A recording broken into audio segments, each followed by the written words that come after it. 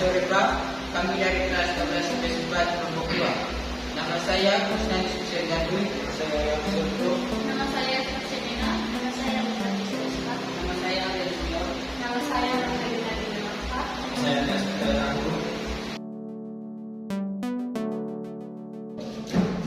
Masa jabatan Presiden Soeharto sebagai Presiden kedua Indonesia dikenal sebagai Orde Baru.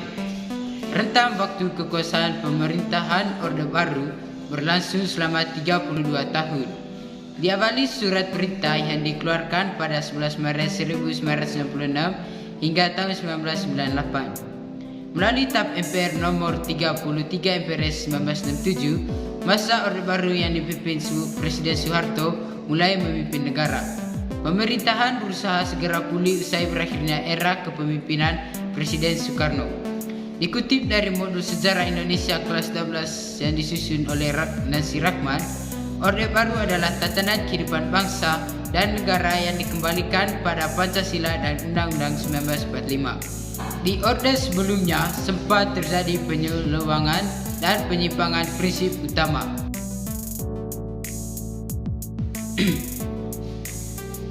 Latar belakang lahirnya Orde Baru.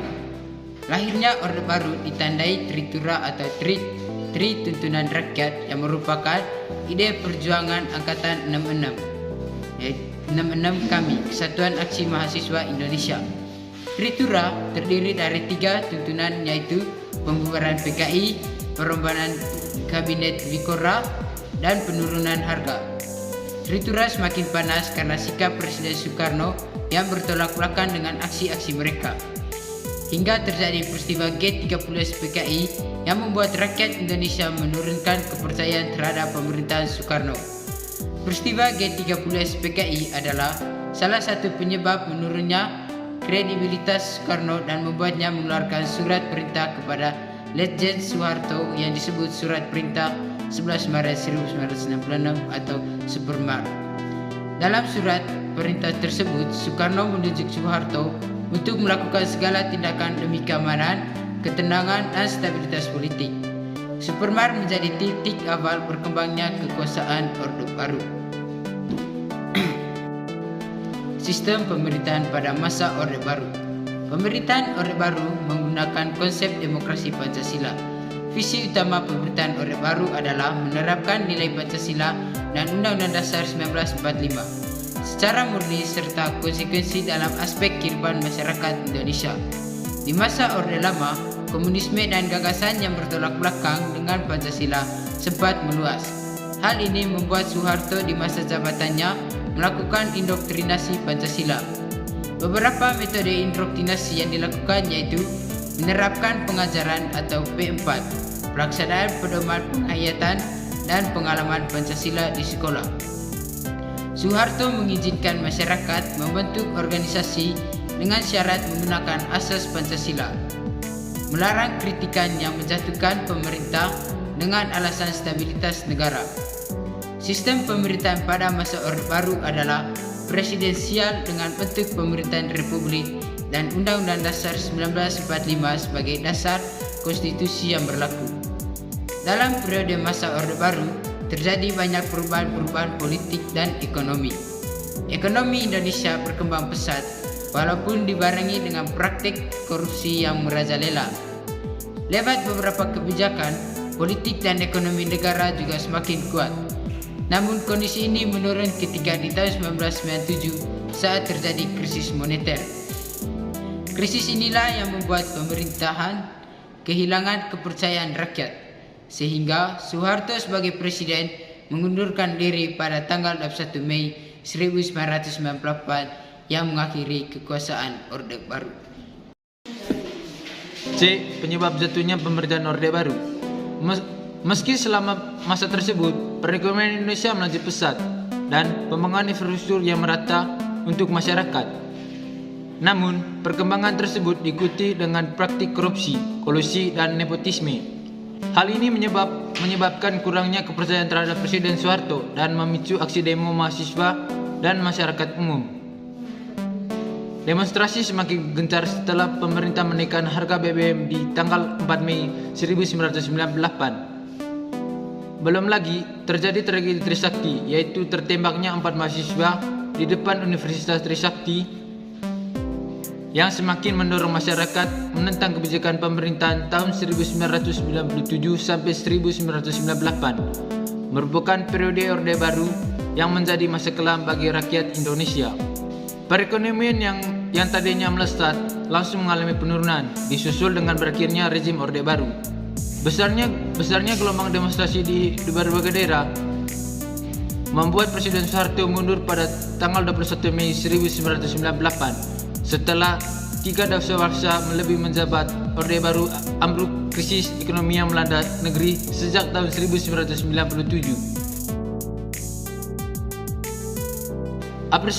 Apresiasi pertama untuk pemerintahan Orde Baru adalah pemerintahan, di mana pemerintahan Orde Baru yang dipimpin oleh Soeharto melaksanakan penataan stabilitas politik.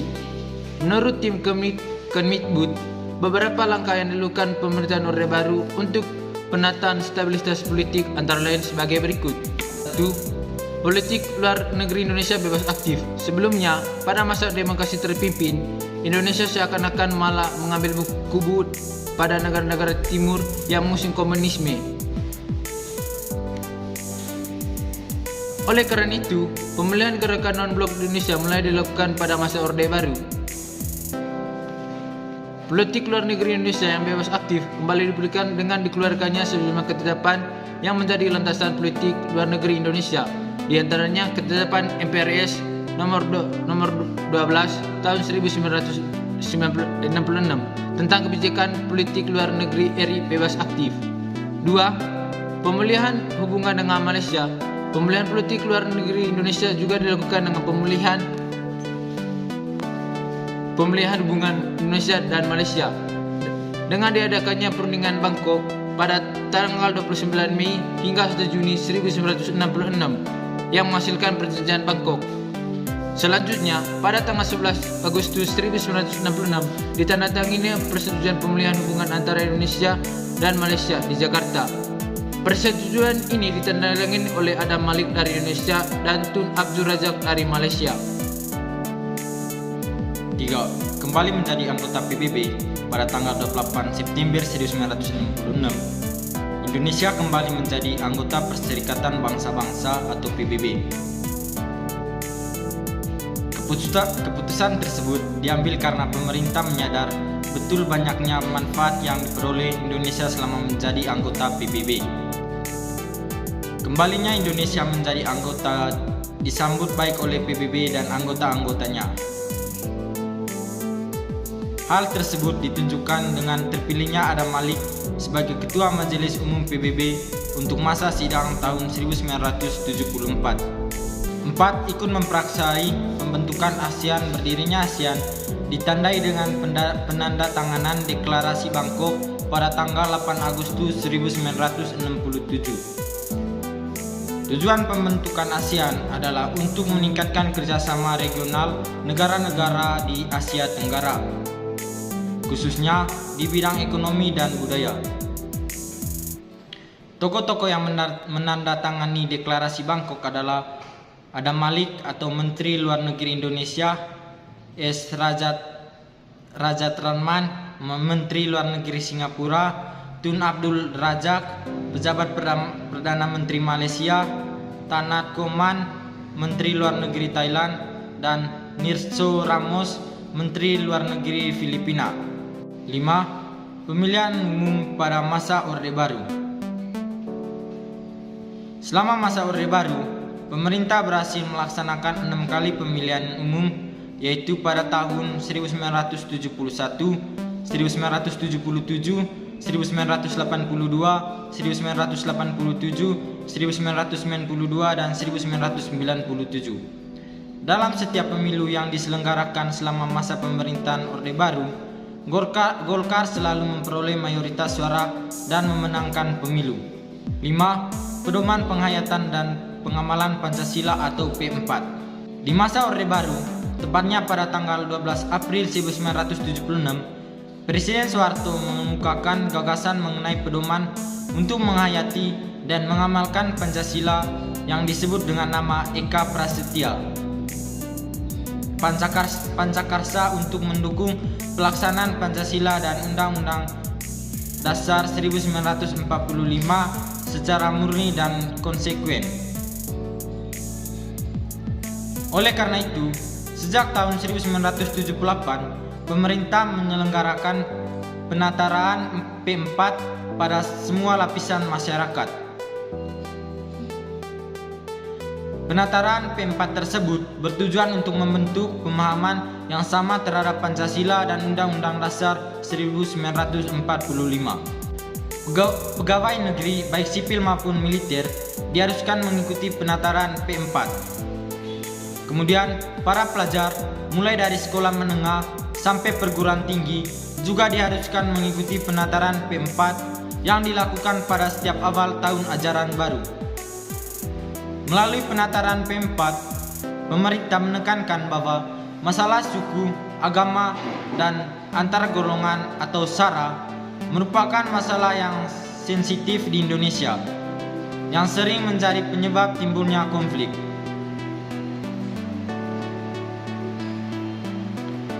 Oleh karena itu, masyarakat tidak boleh mempermasalahkan hal-hal yang berkaitan dengan SARA. Dengan demikian, diharapkan persatuan dan kesatuan nasional Indonesia dapat terpelihara. Selanjutnya yang ke-B, perkembangan ekonomi pada masa Orde Baru pada awal masa Orde Baru. Program ekonomi pemerintah banyak tertuju pada upaya penyelamatan ekonomi nasional, terutama upaya mengatasi inflasi atau melemahnya nilai uang, penyelamatan keuangan negara, dan pengamanan kebutuhan pokok rakyat. Dalam melaksanakan program ekonomi, pemerintah menetapkan kebijakan ekonomi jangka pendek dan jangka panjang. Di masa Orde Baru, program tersebut dapat dilaksanakan dan berhasil menjalani ekonomi Indonesia berkembang pesat. Program ekonomi jangka pendek dan jangka panjang negara pada masa Orde Baru adalah sebagai berikut.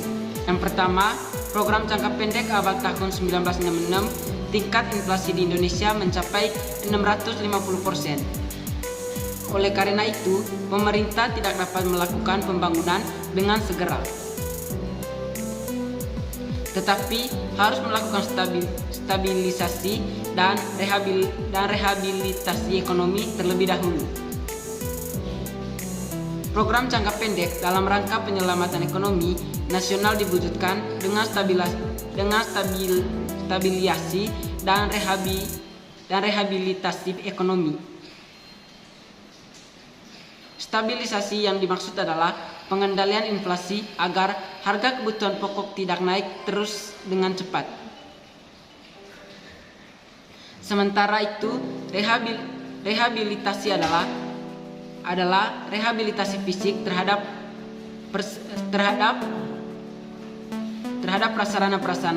prasarana dan alat-alat produksi yang mengalami banyak kerusakan. Stabilisasi dan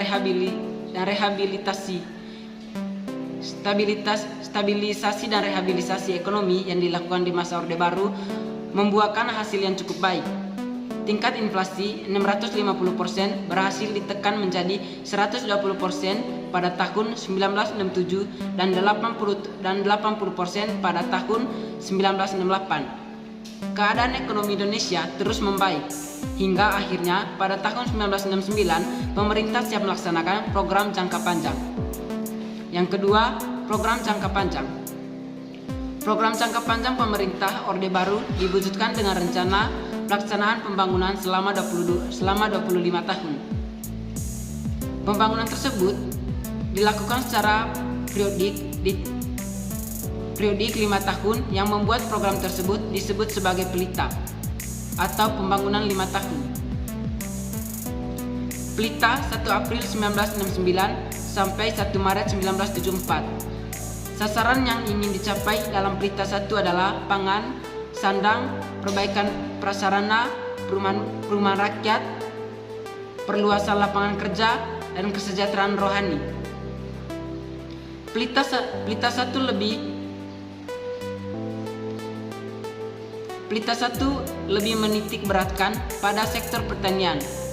Pelaksanaan Pelita 1 telah membuahkan hasil yang cukup baik, antara lain produksi beras telah meningkat dari 11,32 juta ton menjadi 14 juta ton.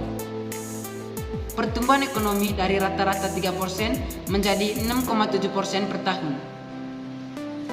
Pendapatan rata-rata produk atau pendapatan per kapita dari $80 Amerika dapat ditingkatkan menjadi $170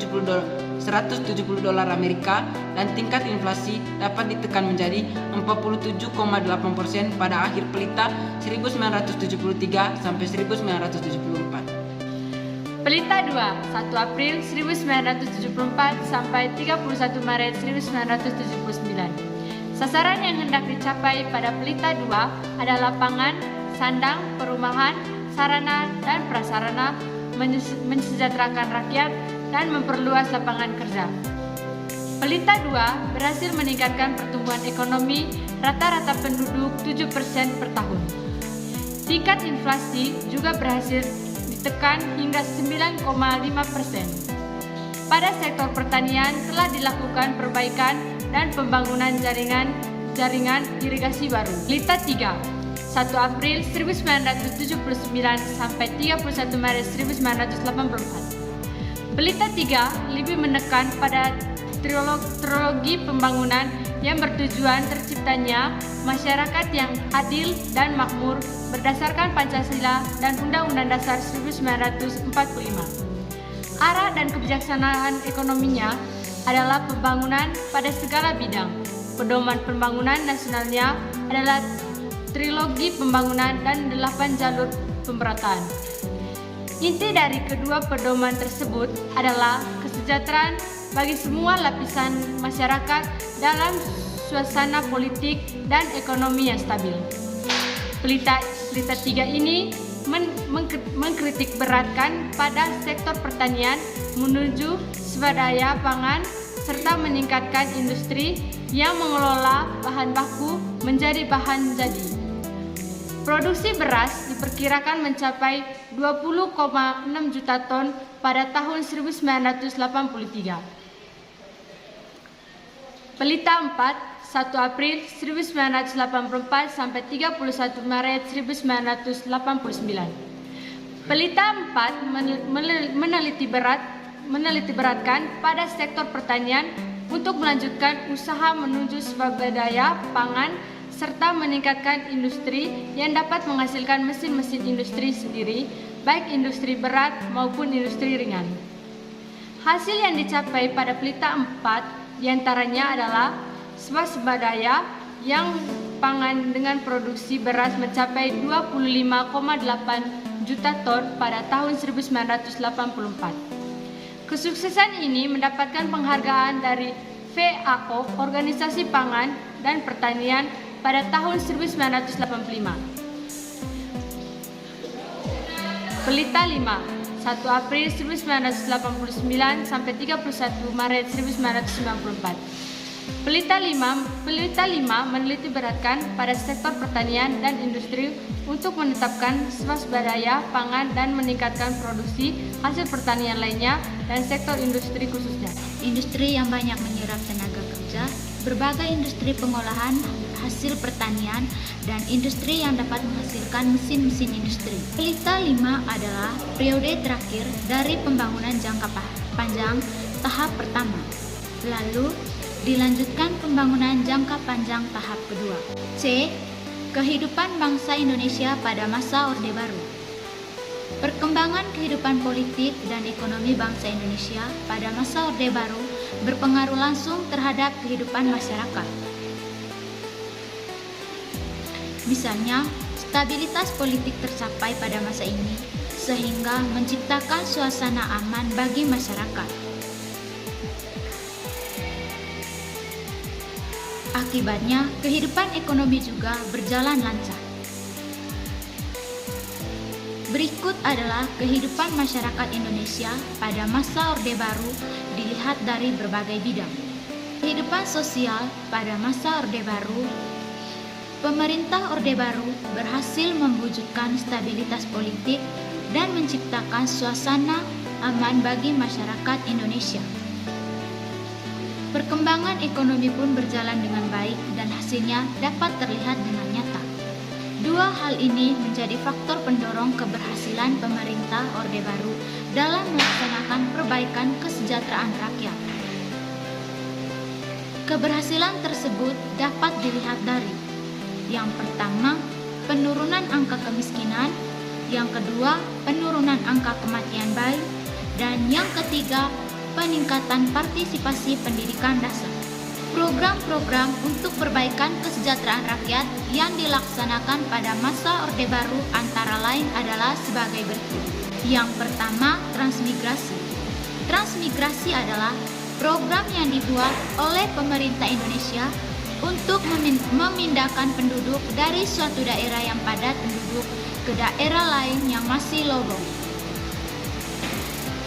Masyarakat yang bersedia pindah ke daerah kecil diberikan modal, lahan, dan pelatihan untuk memulai usaha agrikultur di tempat yang ditentukan. Daerah yang menjadi tujuan transmigrasi antara lain adalah Sumatera, Kalimantan, Sulawesi, dan Papua. Yang kedua, keluarga berencana atau KB. Merupakan program pemerintah yang dirancang untuk mengendalikan pertumbuhan penduduk. Pengendalian penduduk dimaksudkan untuk meningkatkan kualitas rakyat Indonesia dan peningkatan kesejahteraannya. Pada tahun 1967, pertumbuhan penduduk Indonesia mencapai 2,6% dan pada tahun 1996 telah menurun drastis menjadi 1,6%. Yang ketiga, puskesmas dan posyandu. Pusat Kesehatan Masyarakat atau puskesmas dan pos pelayanan terpadu atau posyandu merupakan dua fasilitas kesehatan yang didirikan oleh pemerintah untuk meningkatkan pelayanan kesehatan masyarakat. Pelayanan kesehatan yang diberikan puskesmas adalah pelayanan kesehatan menyeluruh atau komprehensif yang meliputi pelayanan pengobatan atau kuratif, upaya pencegahan atau preventif, peningkatan kesehatan atau promotif, dan pemulihan kesehatan atau rehabilitatif. Pelayanan kesehatan yang diberikan posyandu antara lain adalah kesehatan ibu dan anak atau KIA, KB, gizi, penanggulangan diare, dan imunisasi. Yang kedua, pendidikan. Pada masa Orde Baru, dimunculkan sebuah konsepsi pendidikan yang dikenal dengan sekolah pembangunan. Konsepsi ini diajukan oleh Mas Suri, SH, selaku Menteri Pendidikan dan Kebudayaan.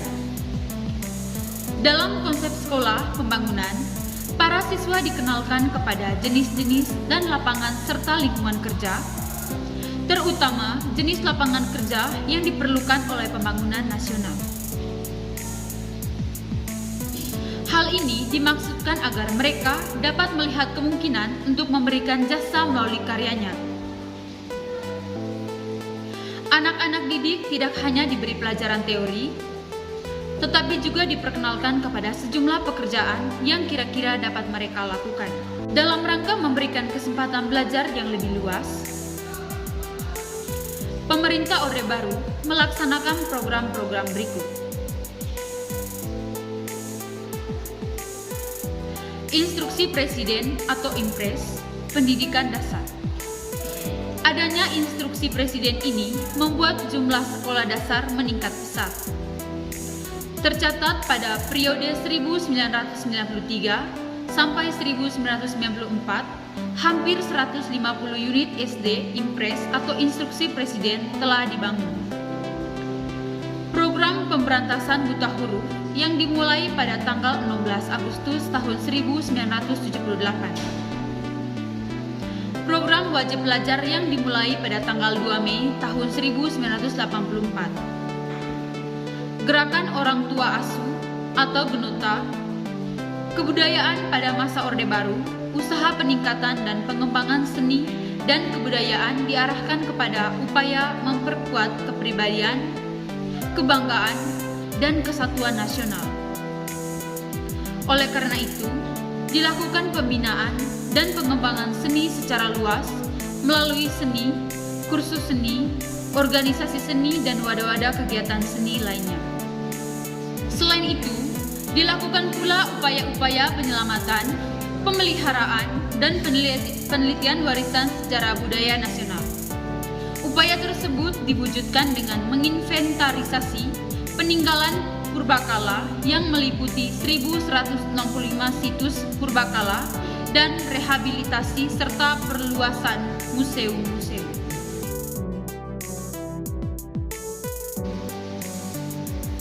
Yang berikutnya, kritik. Penyimpangan pada masa Orde Baru, kisah keberhasilan pemerintah Orde Baru untuk menstabilkan negara dan ekonomi terdengar sangat baik. Namun, sayangnya pemerintah Orde Baru juga sebetulnya melakukan banyak penyimpangan terhadap Pancasila dan Undang-Undang Dasar tahun 1945. Beberapa penyimpangan konstitusional yang paling menonjol adalah sebagai berikut. Yang pertama, penyimpangan bidang ekonomi. Dalam bidang ekonomi, di masa Orde Baru terjadi beberapa penyimpangan sebagai berikut.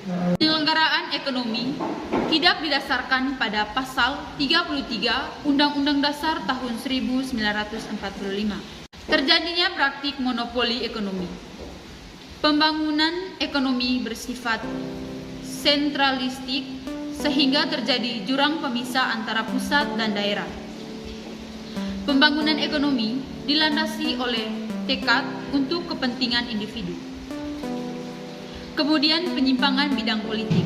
Pelaksanaan budaya demokrasi Pancasila pada masa Orde Baru mengalami penyimpangan karena kekuasaan berada di tangan lembaga eksekutif.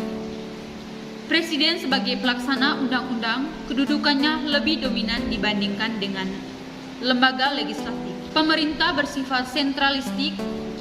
Berbagai keputusan disosialisasikan dengan sistem komando. Tidak ada kebebasan untuk mengkritik jalannya pemerintahan.